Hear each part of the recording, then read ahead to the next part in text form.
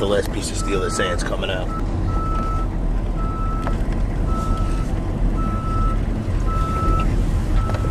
What the indicator along, which is back to citywide frequency, division 13. Each piece of steel is like a human being. It has a different physiology because of what it's been through. This is the last column. Its origins were as part of the South Tower column, B101, which ran from the sub-basement up through, ultimately, of course, the South Tower observation deck. At the very, very top, this is where one particular fire squad came looking for their 6 colleagues, and that was Squad 41. And they just put a little mark on it, SQ 41, as a reminder, to come back and excavate at that site. As they began to, excavate the earth down, they started to find marked tools from their guys. When word got out that this was going to be the last ceremonial piece of steel, thousands and thousands of individuals who'd been participating in the rescue recovery efforts started to mark it. One of the first markings that gets put on the last column is for the Port Authority Police Department. It says PAPD 37. We've been trying to document all of the markings, all of the signatures on it.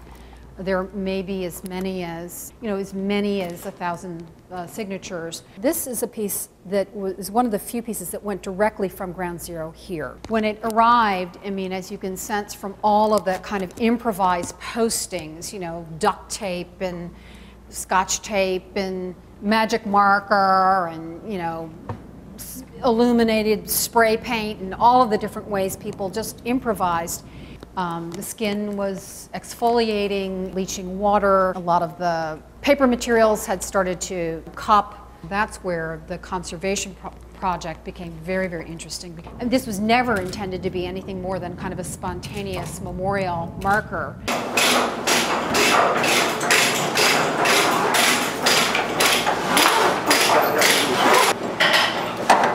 Because of this, This is known as the last column. And the last column is being brought to the job site today.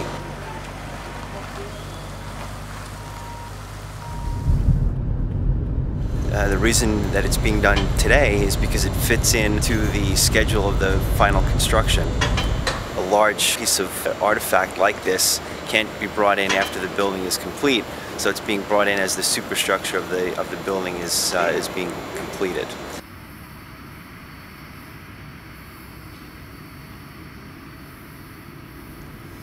I think the last column is the ultimate survivor of 9/11. It spans this three generations of the event. It was there when the towers went up. It's foundational. It was there as the ultimate eyewitness in a way when the towers came down. And it was there sort of as the last veteran in the field throughout the 9 months of rescue, recovery, cleanup operations. I think that makes it very powerful.